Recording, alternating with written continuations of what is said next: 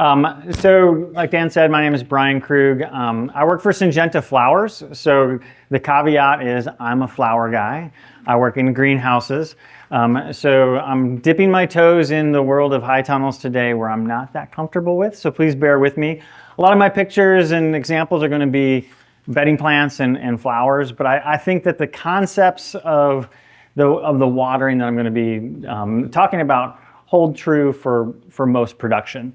So as I've put this talk together, I've had this rolling title for it. What are you doing? Training irrigation for success. That's what I started with. And then when we talk about watering plants, we're really talking about drying plants out. So drying plants out, training for irrigation success. That's what's really hard, is drying plants out to the right moment. And then my favorite is, this is from Paul Pillion. Sure, anyone can water, but relatively few understand and manage irrigation properly. That might be true, but it's not a catchy title. But I still like it. So we're going to be a little bit interactive today. So pull your cell phones out, scan the QR code here. We're going to do some question and answer here to get you guys involved. If it doesn't scan for you well, go to menti.com and then they'll ask you for this access code 39885863. So we'll get started here. Which of these photos looks like the plant was underwatered? I told you flowers was going to be a better. It's really my covert operation to convert you guys all from vegetables to flowers. Overwhelmingly, everybody's agreeing with me that the picture on the right, number 2, is our underwatered plant. Okay, question number 2. And yes, it's actually the exact same picture. It's a trick question. And this is why watering is so hard, because the symptoms often look the same whether you overwatered or underwatered. All right, so we have 2 failure modes when it comes to watering. We water and we water and we water and we water and we water, and we get this plant that looks like it's underwatered. The other failure mode, but notice how long it took to get there. The other failure mode is we don't water twice and we get the same looking plant, like this dead, dried up plant. And again, that's the challenge, because what's happening here on the top one is we're never letting that plant dry out. We're never letting that crop dry out. And the roots end up getting diseased and rotted, and they can't take up water. So the top of the plant gives us the symptoms of it drying out. And that happens over the course of, a couple of weeks. The one on the bottom is you miss 1 or 2 irrigations, and it's dramatic. And it's very easy to pinpoint what happened. And how many of you have ever been yelled at by your boss for letting a plant dry out? I know I have.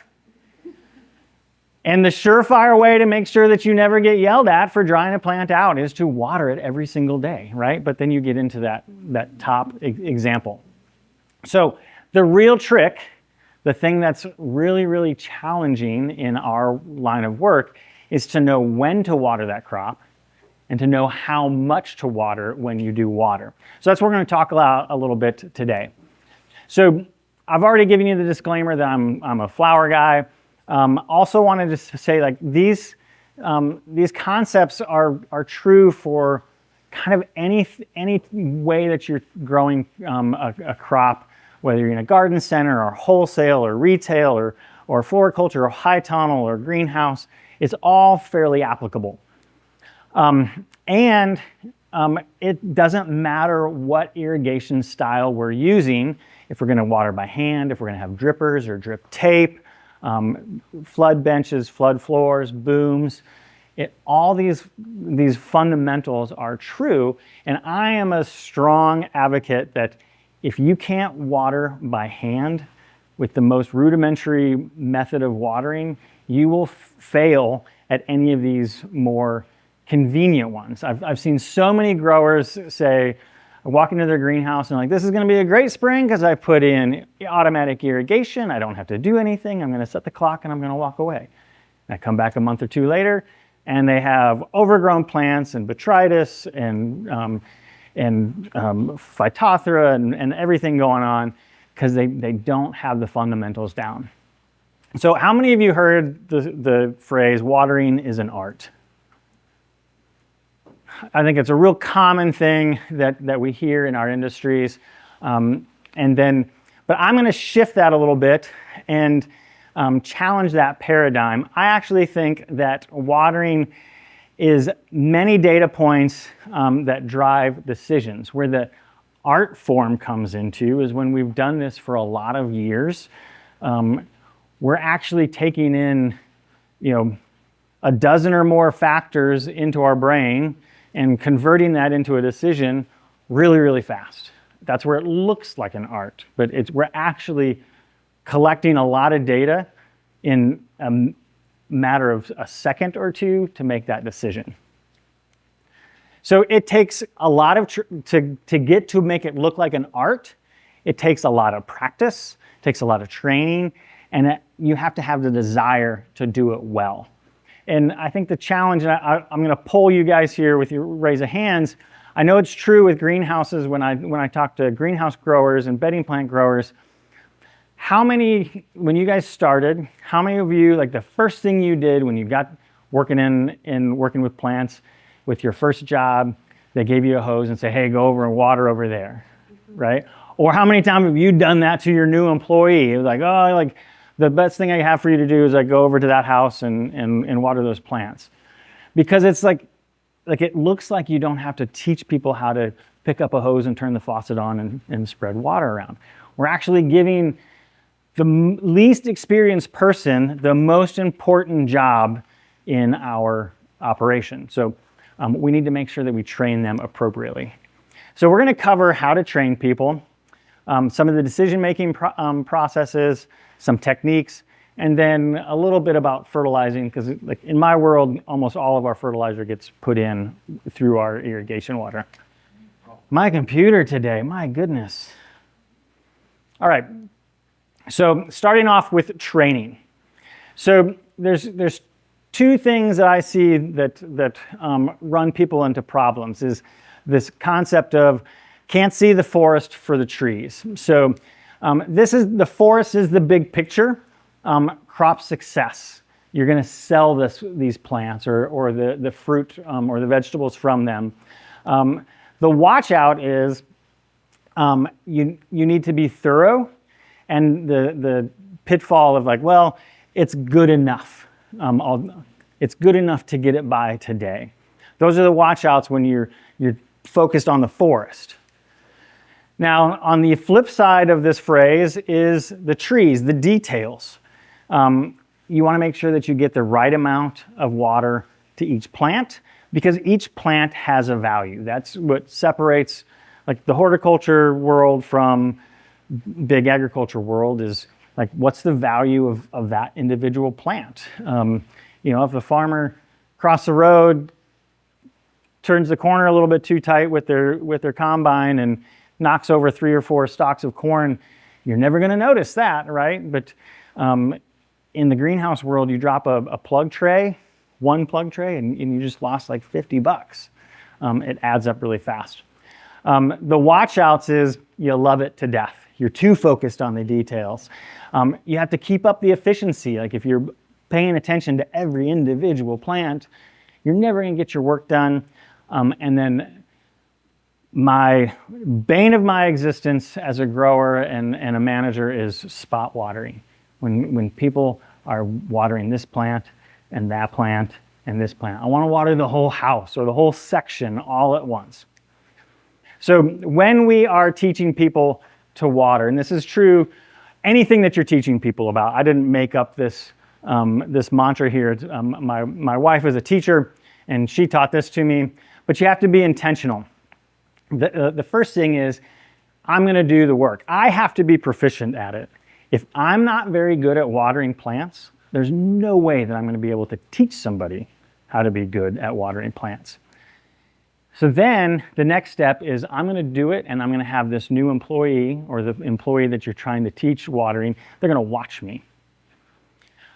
And then I'm going to continue to do it, but they're going to help me a little bit. And what that looks like is you're walking the house and you're talking through, asking them questions like, do you think I should water this one? And they might say like, yeah, I think we're going to water this group of plants. I'm like, well, I think we're not going to. You have this dialogue. And then you hand the hose over to them, and you continue that dialogue. You walk with them and make these decisions together. And then you're going to step back into the shadows. You're just going to let them do it without any input from you, but you're going to pay attention and observe. And then finally, you let them go and do it on themselves. And I know this sounds painstaking, and I practice what I preach. This is when I have had people under me and I've been teaching them how to water in the greenhouse. This is exactly what I do to make sure that I can trust them with the important task of watering. So my next question here, when you're training somebody to water, it should take no more than an hour, no more than a day, no more than a week, or no more than 2 weeks. No more than or more than? Oh, it should take more than, sorry, training someone to water should take more than an hour, more than a day, more than 1 week, more than 2 weeks. All right. Man, I wish it only took an hour. Wouldn't that be nice? So most of you agree that more than 2 weeks is how long it should take to teach somebody to water. You call out, offer up, how long do you think it should take? I say an entire season, because we're typically growing transplants all season long. And watering a brassica crop in March is way different than watering a brassica crop in July. Gold star, Nicole. So, I planted Nicole here. You're not inside your controlled environment greenhouse. No, I would agree that for a greenhouse too. A controlled environment greenhouse, I think it takes an entire year to teach somebody to water. And I'll talk more a little bit about it, but you hit the nail on the head. Even if you're growing pansies, or let's take a crop like chrysanthemums that we grow year-round, 52 weeks a year, you're watering that crop differently month by month, season by season, even though it's controlled environments. Because I like to say it's actually just in the attempt to control the environment. It's, when it's 12 degrees outside, it's really easy to keep the greenhouse at 68 degrees. But when it's 85 and high humidity, it's really, really hard, at least here in Iowa. So yeah, it takes a lot of time, so don't rush the process. I think as managers, as owners, that's where we fall down on this job, is it's like, I know how to do this. Why is it taking you so long to do it? To figure this out. It's like, well, you've probably been doing it for years and you understand the process. So be intentional. Take these steps, rinse and repeat. Take your time to do it. It will pay dividends to teach your people to water correctly as they start out. So, and then you need to follow up with them. Don't just, okay, you've got it, and send them off, but go back and look. And here's a scenario of spot watering on the left, where every day that person is going out there and watering. They're just checkerboarding it. They're watering the light ones today, and then tomorrow they're going to have to water the ones that they didn't water today. And it's this vicious cycle. And then not so easy in a high tunnel to pop tip it upside down and look at the soil underneath. But dig down a little bit, take a look and see what that moisture level looks like after the irrigation has been applied, to see, did it get good coverage. I'll show examples of what it looks like when we don't get good coverage. So we've talked a little bit about training. To be intentional, take your time. Let's talk about the decision-making process as we're teaching people to water. So we need to evaluate what the substrate or the soil moisture is. Visual is probably the easiest and most common, just kind of looking to see, does everything look dry? Again, my mantra is always to pull the pot off for a greenhouse crop or pick it up. Is like looking at it looks really good. But if you're growing transplants or potted plants, like get used to like what does it feel like when it needs to be watered? What does it feel like when it's fully saturated? And you can get to the point where you can scout a large amount of plants by just walking down the aisle and lifting a few plants. In a typical high tunnel scenario, if I was growing in that size of a high tunnel, I should be able to determine if it's a benched potted crop, if I need to water in a minute or less by walking the row and picking up a few pots. So substrate moisture is a subjective evaluation, unless you have a tensiometer, which in a high tunnel is a little bit more reasonable. Probably not done a ton. I know it's not done at all in greenhouses because it's just not feasible. So the greenhouse industry kind of ubiquitously has this 1 through 5 scale of moisture to try to level set everybody's thinking. So it's not just, oh, it's wet, it's dry. We've got these 5 different levels. So level 1 is it's dry. The substrate is tan in color, maybe even gray. When you pick it up, it crumbles and it's going to blow away in the wind. 2 is what we call medium. It's a little bit, it's a lighter brown, but not tan. If you were to squeeze it really hard in your fist, you would get no water coming out. And it will still crumble a little bit after you squeeze it. 3 is moist, a little bit darker brown. If you squeeze it really hard in your fist, you're going to get a few drips of water coming between your knuckles. Wet, dark brown, but it's not shiny on top. And you don't see any free water on top. And if you just press on the top of the pot, you might get some water coming out the bottom. And then 5 is fully saturated. And this is dark brown, shiny, maybe even water on the surface. And it's freely dripping without any pressure on top. I saw some of you taking photos of it, which is great. On Syngenta Flowers website, you can find this as a one-page bulletin in both English and Spanish. So you can have that for reference in the future. So in the greenhouse world, for most crops, we like to dry things down to a 2. Remember how I said, like we really need to change our models from I'm watering plants, I'm actually letting plants dry down. So we let most crops dry down to a 2, and then we water up to a 4. And only like in a germination scenario are we watering to a 5, or a few very special situations. So that's the first decision, is like what's this amount of moisture that our plants have to pull from. The next is weather. And y'all are from the Midwest, so you are very familiar with this phrase. But I've lived in Florida, I've lived in North Carolina, I've lived in New Hampshire, and I've lived in Iowa. And turns out everybody says this everywhere. It's not just us. And this makes watering hard. Maybe it's not every 30 minutes, but day to day, I mean, it was just like well below freezing all day on Monday. And then today it's like up in the 50s, and it's going to get a little bit warmer tomorrow. That makes things really, really hard. So I've worked in my jobs to kind of come up with this paradigm of decision making. Now, this is just an example. You need to take this and take the same idea and make your own for your operation, for your soils, for your type of irrigation, for your crops.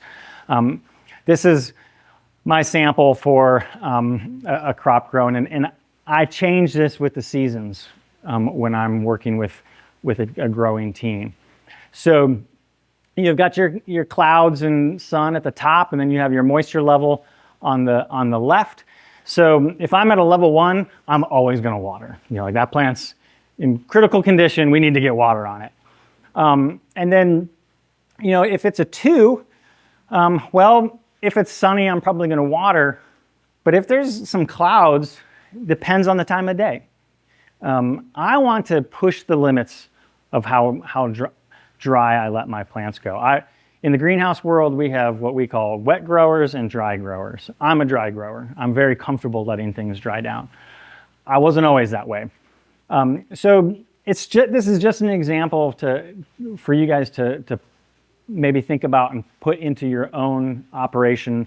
When I've done this, I literally have one for summer and winter, and for major crop categories. Not every single crop, because we're growing dozens of different species, but you all know which ones take more water, which ones take less water. So what this is a safety card for your employees. So like when you come in and say, "Why didn't you water?"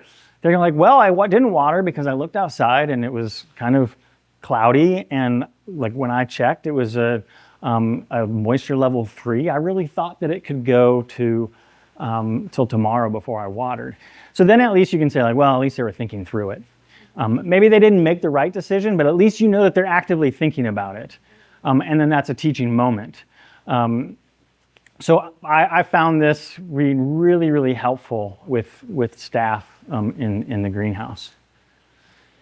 So then the next is plant species, and you guys know this better than I do for your species, but if you're growing greens, that's going to take a different amount of water versus tomatoes in a high tunnel, or different crops. Like they just take different amounts of water, and we have to teach people that, because that's second nature to us, because we've been doing it a long time. But we need to communicate that.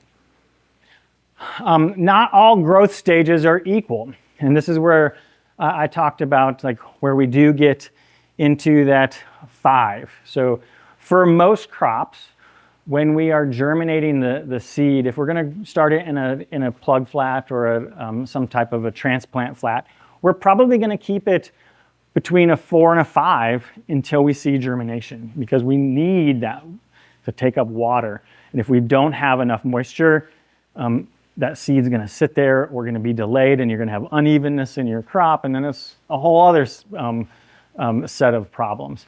As we get into young plants, in the transplants, they've germinated, kind of the plug stages 3 to 4. We're going to start that oscillation down to a 2. A 2, the plant should not show much of any stress yet, even when it's at a 2. There's still available water. You might, if it's a very low 2, you might start seeing a little bit of graying in your crop, and then you're going to water it fully up to a 4. And then, Brian, could you real quick just talk, what are the signs of those different plug stages? thanks, Dan. So the question was, what are the signs of different plug stages? And we define there's 4 stages. Stage 1 is from sowing up to radical emergence. Stage 2 is cotyledon to first true leaves. I'm pulling this out. I might get it a little bit off, but it gives you the general idea. And then 3 is where you're getting multiple true leaves, and then 4 is you're about ready to transplant. It's fully developed, ready to transplant. A newly transplanted, I don't like to water them too much because you've got them in usually a larger pot and a very small plant. They don't dry down very fast, and you can go back and forth between a 2 and a 3.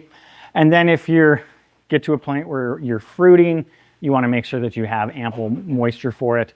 And then like in a garden center setting, like if you're selling transplants or you're selling larger plants, I don't like to go below a 3. because we all know how good homeowners are at taking care of plants. And if you send them home with a plant that's a 2, it's probably going to be at least a day before they water it. Giving that, and at that point, it's usually a pretty big, robust plant for the size of the pot that it's in. If it's a transplant, it's still got a really good root system and a pretty decent top to it compared to the size of the pot that it's in. So it can handle that 3 to a 4, maybe even a full 5, because it's in the spring, the days are warm. You don't want to stress that plant out. You want to make sure that you give a plant to your customer that's going to be set up for success. Mixed beds. If you have plants on one irrigation system that are multiple species and multiple sizes, and it just happens, even in the largest greenhouses that I work in, where they're like multiple tens of acres, they'll have 4 different species on one bay, on one boom, and that's a challenge. Is it insurmountable? No, but we have to keep in mind of maybe we can use our automatic irrigation for the least amount needed of water, and then for those that are on that same irrigation zone, we can top it off with some hand watering. And then seasons, what we talked about already, like in the winter, in a high tunnel, you might not have to water much at all. You might go, depending on some of the cool season crops, or that you're keeping through the winter, that they're kind of grown, and I'm thinking like some of the brassicas that you can harvest for multiple weeks, but they're not really growing. It might be days in between watering. In the spring, when we have younger plants, we're getting them established, we're going to water them more. And then obvious in the summer, they're fruiting, they're big, the temperatures are warm, you're going to water more. And in the fall, we're tapering it back off. So that's back to, it takes a whole season to get people used to this. Because if they get in the groove of watering in the summertime and they stay in that groove, all of a sudden, all your plants are dead because they've been watering them too much, because they've been used to the cadence that they've been doing. Sun exposure, we wish that our operations were set up in perfect sun exposure. It's never the case. The front of these hoop houses are going to need more water than the backs. If you have crops overhead, they're going to need less water than what they would if they didn't have that shading. And then plant age, we've talked about a little bit. This is a geranium crop where we've got, they're just only a couple weeks old after transplant to just about ready to flower and go out the door. They're going to need to be watered differently as well. We have to tell people that. It's surprising that we have to tell people that, but you don't know it unless you've been told or learned from experience. And then follow up again when the weather changes, when the seasons change, when crop ages, if you change your substrate. All of those things are when you need to change. And I caught myself a few years ago. I changed the substrate, and I knew that it was going to hold water more. And I thought that I had done a great job of training my staff, and that they were going to pay attention to when reading the substrate, reading the plant, and they were a little bit into the cadence, and then they were overwatering because I didn't communicate to them that it changed and it was going to make a difference in how they watered.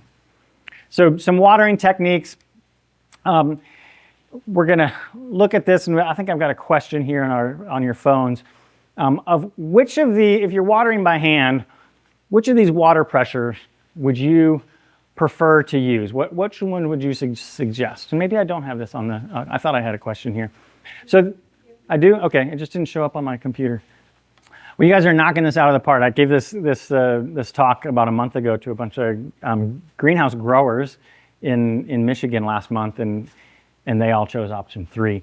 Option 2 is the option that I would go for, and a little reasoning why. The first one, it's just dribbling out that breaker, and you might as well take the breaker off. You're just going to pound the substrate, pound the dirt, splash it all over the place. Number 2, it's hard to see in this photo, but you guys picked up on it. It's full throttle coming out, all the pressure that faucet has. And you can see this in a greenhouse when this happens because all the perlite is all on one side of the bench. And I don't even have to watch somebody water. I can see it, like the after effects of it. And then the middle one, like what I like to do is I like to have a thumb valve on my breaker and put my pressure all the way up. And then I can back that down and you can see it's just dribbling just the slightest amount. And then I might turn it up just a little bit. I want just the nice shower. But again, we need to tell people this. It's second nature for us, but we need to tell people. So getting water to the substrate, I like to go pot to pot to pot for most crops. What I don't like is the magic wand or the rainbow. See it all the time. What happens is like most of the water doesn't get into the substrate. You don't get even watering across the bench. You get into spot watering issues. And it's just a long-term pain. It goes fast and it's very efficient, but it's not actually getting the work done. When you do the magic wand with flowers, you get a lot of botrytis, so we want to get that underneath the canopy into the pot. I like to pose a question here with this one to see how sharp your guys' eyes are. This is in a retail setting. This is a impatiens crop being out there at the garden center. And all of these plants look really nice, except for this one. Can anybody notice why? Lack of water, but why doesn't it have water? Is the substrate missing? Nope, so all planted the same, all done the same. Same size. It did get missed, but there's something in the picture that tells you why it got missed. The sign. The sign is an excellent umbrella. And when you just do rainbow, that sign just sheds all that water. So good job for catching it. Like not very many audiences have ever caught that, so I'm really impressed. So don't get fooled either. You got to check. If you just use your eyes, you can get just the top inch or so of the substrate wet, and it looks wet, but actually like 2/3 of the way down, it's bone dry. Or it's completely saturated and you don't see any roots because the plant has no need for it, or the roots are dead. And then in greenhouse crops, a lot of time we'll get this channeling down one side, but we're not getting a full amount of water in that pot. So it means that we just have to come back halfway through the day and water again. So I talked about like checking to see how heavy your pots are. You can avoid all of that by learning how heavy a properly watered pot is and how heavy a pot is that needs to be watered. So I'll finish up with just a little bit of fertilizer information. Again, in the greenhouse world with bedding plants and flowers, irrigating is our primary source of fertilizer. So we want to do that. We want to make sure we're watering properly so that we sustain quality so these plants make it all the way through sales. Because people don't buy yellow plants. They like a nice green, lush plant.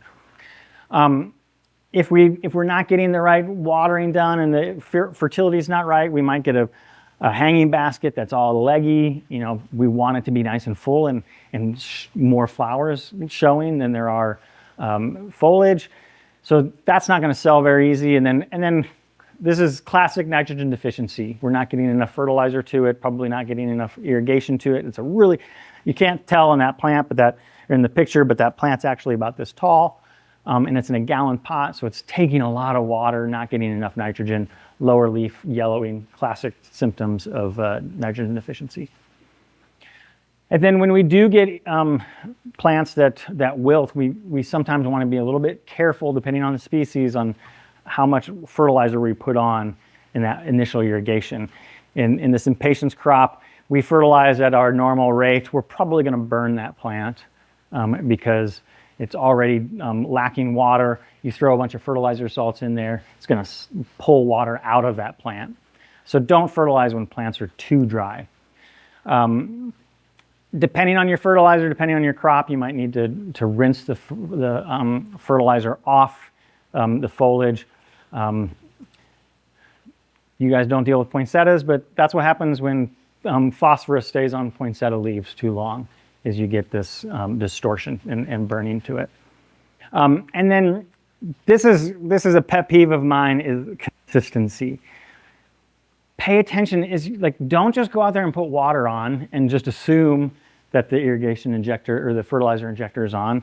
Like, check to make sure it is. Like, a lot of our operations are small enough where like you can actually hear the injector clicking in the background, or it's clicking and you don't expect it to be. So just like, don't have your head buried in the plants all the time. Like, be paying attention to what's around you. And then watering is an excellent time to scout. Don't miss the opportunity to be paying attention to your crop, because you're going through the whole crop and looking at it. So watch for plant growth. Is it growing at the rate that you would expect it to for that time of year for that crop? Does it look like it needs some fertilizer, or does it look like it's getting too much fertilizer? And this is true regardless of irrigation method. You know, it's really easy to do this when you're hand watering because you're walking through the crop, but you really need to do this if you're doing some type of automated irrigation, drip tape or drip tubes. Don't just walk into the front of the high tunnel, hit the go button and walk out to the next one. Look at the crop. So we covered all of these: training, the decision-making, techniques, and a little bit about fertilizer.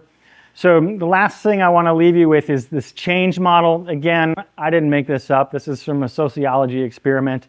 But we're going from status quo today to our new status quo. And this might be you have a new employee and you're teaching them something new, or you having an employee that you're correcting what they've been doing. And so this is kind of the step that you can expect is going to happen. The first thing is you're going to give them new information. Hey, I want you to learn how to water. Chaos ensues because they're trying things new. They've never done this. They're going to start getting better at it, some integration, and then they're going to get practiced at it, and then they're going to get to the new status quo. So I've got this graphically. Again, status quo, new information. They're going to be worse at it probably, because they had their cadence that they were doing watering that was working for them. It might not have been working for you, but it was working for them. And they're going to try to do something new, and they're going to think that it's crazy. And it's going to get bad. But hang in there, because it does get better. And then they're going to plateau, and then you're going to push them again and do the whole thing over again to continue to make them better. And I really experienced this in my last job. Like, we had multiple people watering 4 different greenhouses throughout the day. I'm trying to spread the work out so not the same person was having to do all the work. And I said, this is not working, everybody, because John doesn't know what Jane did this morning, so they can't make good decisions. So I said, we're going to have 2 people water these 2 houses. Jane's going to do it Monday through Thursday, and John's going to do it Friday, Saturday, and Sunday because he works the weekend. And the amount of pushback that I got was unbelievable. They're like, we will never have enough time to get all 4 of those greenhouses watered in the time that we have to get all the rest of our work done. It's going to be too strenuous on repetitive motion. No way. And I said, we're going to do it. Stick with me.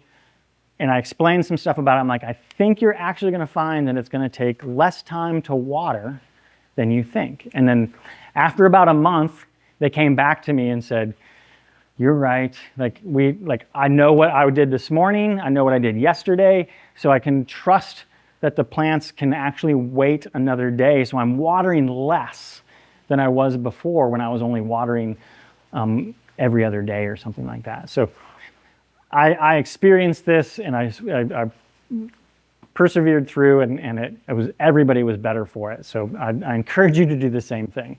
So with that, I don't know if I have time for any questions. I'll let Dan, or he left the room. So Dan's not here, so I can take some questions. until he kicks us out or you guys leave to go have lunch. So any questions, I'm happy to answer. Yeah. So the question is like all these different sizes of trays. You have like 50 cells down up to like even like 288s or something like that. And they're hard to water because you get edge effects and they don't hold a lot of water. So, and we run into the same deal with greenhouse crops. Like we start our plants in anything from a 32 up to a 512 tray.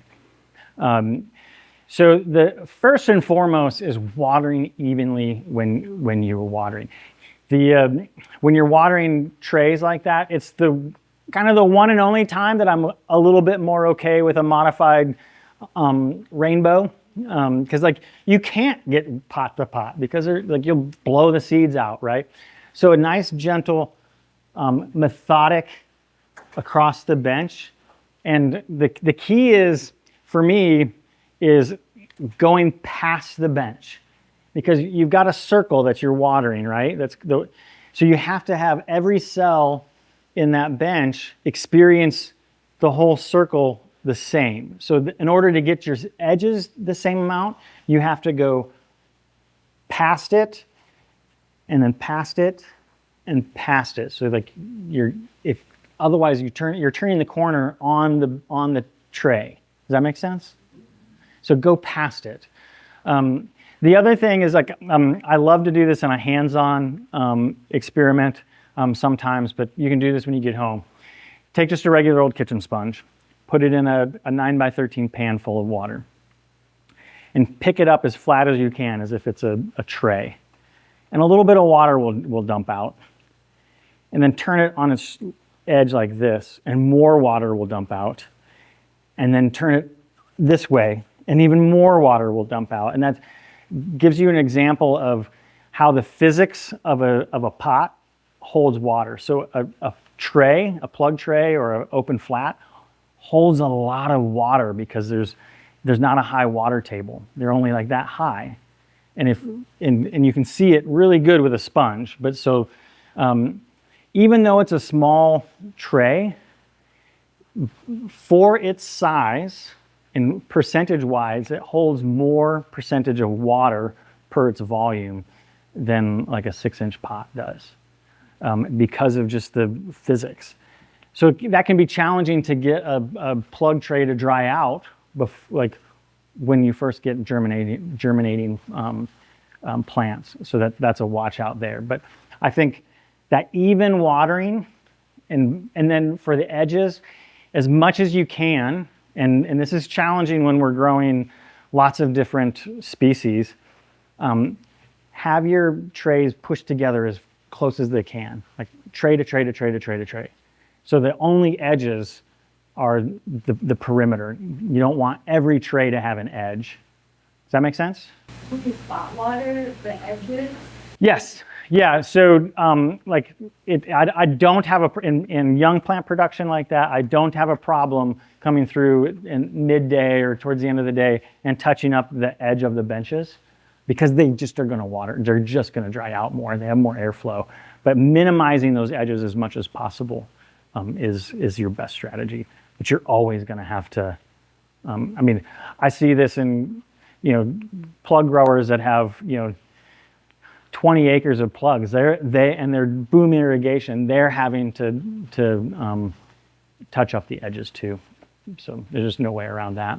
Yeah. So the question is in the young stage, like right at germination, how to manage that moisture. Like, do you keep it at a 5? And like how to get it to dry out, or do you keep watering it, basically, right? So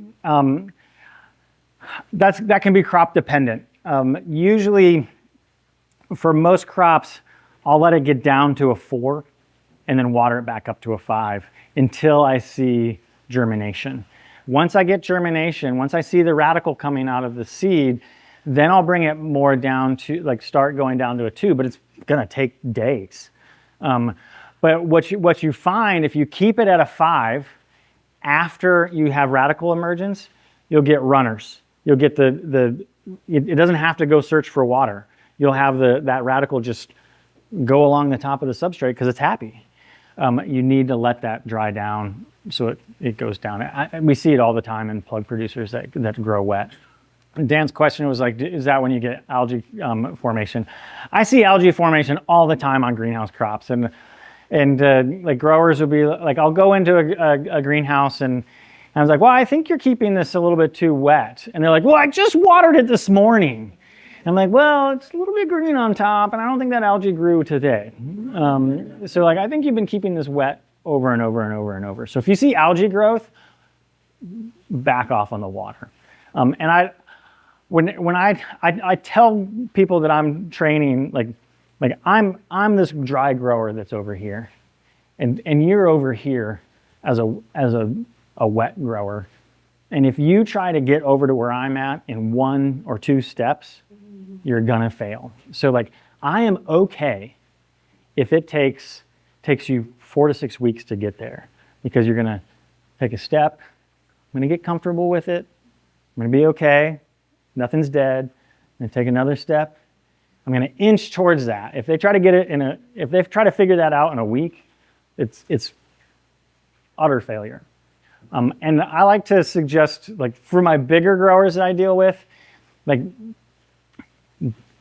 choose the size that's right for your operation, but give that employee 5 plants, 10 plants, 100 plants, whatever is right for you, and say like, you will not hear me criticize how you water that, but I want you to try to dry those plants down as much as you can before they wilt, before you water them.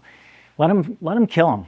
Then they know, okay, these are my practice plants. I can take the risk with these ones. I'm going to water everything else the way I've been. I'm going to test my limits on these ones that I know I can kill. I'm a full proponent of like what we call cycling, or doing cyclical watering. Water the bench, water the crop, exactly like you said. Let that water saturate into the substrate, the soil, and then come back again. It's way better. Like if you're seeing stuff run off the top, whether it's a pot, whether it's the soil, like you're getting too much at once. Like sometimes 3 times, depends on the status of the crop or what it is. Like that is my preferred methodology. Randall. What do you thought on relative and non-pellet seed quality? It's like some of the lettuce seed got 2 pellets. That you got to water it differently. No, great question. Thanks for asking that. Like pelleting seed is a great technology. It has a great use, but you do have to water a little bit. I don't have a picture of it in this presentation, but if anybody wants to, I can pull it up later. But you have to make sure that pellet gets eroded. You want it, like that first initial watering when you sow, you need to have enough volume to get that pellet soft and eroded, and so you can either see this, like, I mean, lettuce, you're probably not going to see the seed, but you'll see like the halo of that talcum powder, like around, like making a little bullseye if you look closely. If you don't get that eroded, you're going to have uneven germination or no germination, and we see that all the time. But like and that's again where the multiple passes, especially on those seeds, those lettuce seeds. Like if you try to get it all in one pass, you're going to have your seed. You're going to have 3 seeds in one cell and no seeds in another cell, or on the ground, and like nice and gentle showers. Related to that, starting out with moist substrate will be another way to do that. I wonder if you have, if you know what the right answer is for level 1 through 5. What level should you be filling your trays with moist substrate? I like to shoot for like about a 3 for filling the substrate. If you're using a peat-based substrate, that's what I know. If you're talking about a different substrate, I don't quote me on it. But if it's a peat-based substrate, a level 3, and that's where I can take it in my fist before I fill it, squeeze it really hard, and I might get a little bit of water out between my fingers. And when I open up my hand, it stays in a ball. But if I tap it a little bit, it will fall apart. If it's a 4 or a 5, and I'm gonna get water running out between my fingers, and when I tap it, it's just gonna hold as a big mud ball. And then that also From my colleagues that are more substrate specialists, I learned this from them. If you fill a pot with dry substrate, you're not going to fill it. The volume is different. Like the peat expands a little bit when you have the correct moisture level, and then that gives you the proper volume. Because like, how many of you have like had it where like the first time you water, then you lose an inch, or you water it and everything comes off the top. That's like if it's too wet, you're going to get too much substrate packed down in there, and you're never going to get the water to have the head space in your container. If it's too dry when you put it in there and you water it the first time, it's so much air, and you just drop that level, and then you don't have enough substrate in there, which is water holding capacity, which means you're going to have to water more often through the whole crop. You mentioned a tensiometer before, and I'm trying to think of applications for that in a high tunnel. You could maybe take the data and pair it to the number system, right? So you have to learn the value. Could you use it to help modify settings on the irrigation timer? If you had data of light and other environmental conditions like the weather controller, is that even worthwhile? Or is it better to have, like, remote based on what seems like training the public people probably seems to.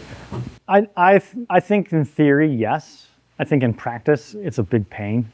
And I say this, I had a colleague that did his graduate work in controlled environment growth chambers, and one of his fellow graduate students had all the monitors, like monitoring leaf temperature and air temperature and humidity and everything, and he had it on his computer screen, and his major professor came over, and he's like, look at this, look at how great my plant is on the computer screen, and then his major professor went in and opened up the door of the growth chamber, and it was dead. So all the sophistication of like he wasn't looking at the plant. He was looking at the data too much. So I think that's, you could do that. Like, and I've worked with some firsthand with some systems where you're measuring substrate moisture, and it's a process. It does work, but like getting practiced at it. Like, again, you have to be good at hand watering before you can give it up to technology. I had a question about when you said you use the level 3 substrate, but then when you're germinating, the watering up to level 5. So I think you explained this really good, but why aren't you using the wetter substrate? You're filling your pot at a level 3 and then watering up to a 5, because if you'll get the proper fill of your container when it's at a moisture 3. If you're at too low or too high, you're going to get imbalance in your porosity and your volume. So then water up to the 3. Once it's in the container, then water up to a 5 for germination. How do you recommend placing drip in our rows? Would you recommend watering both sides, or just one tape down one side?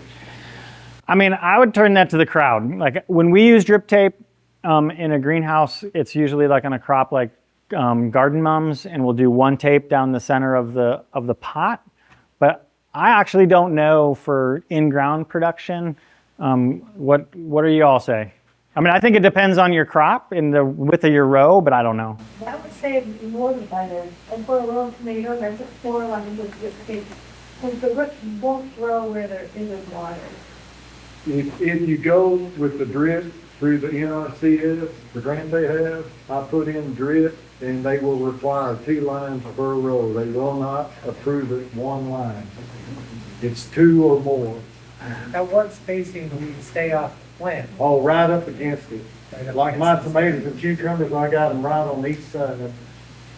Because when the heat hits, and I've got landscape, they will fishtail, so you have to clip them. They want them underneath the plastic, but I will have leaks, so mine's on top. Or not plastic, but the ground cover.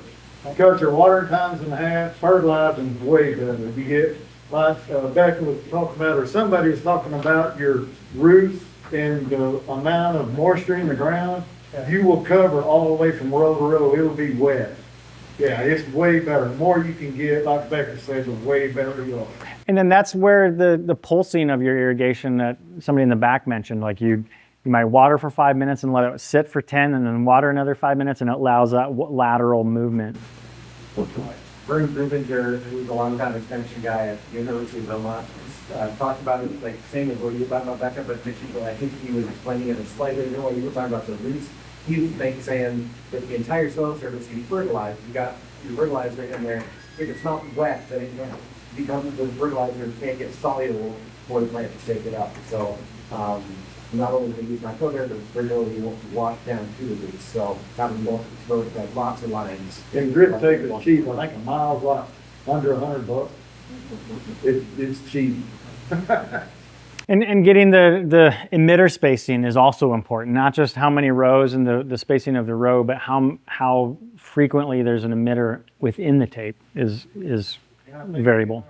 Over here, yep. Other than like maybe a germination or clouding it in, do you have any like PAs and A's about bench count watering?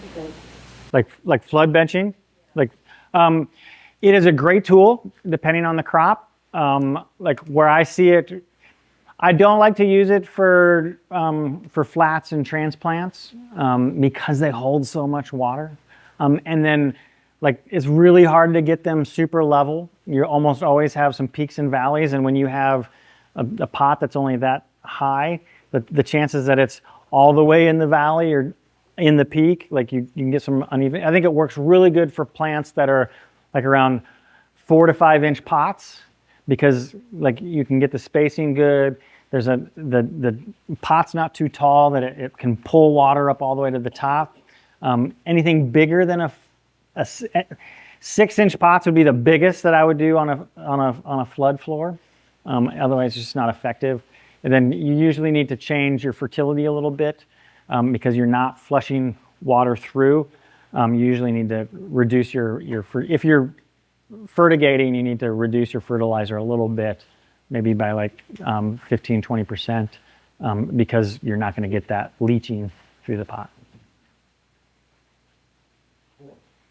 All right, I'll be around at least through lunch, so happy to have more conversations, and if you have any more questions. Well, let's give a round of applause for Brian.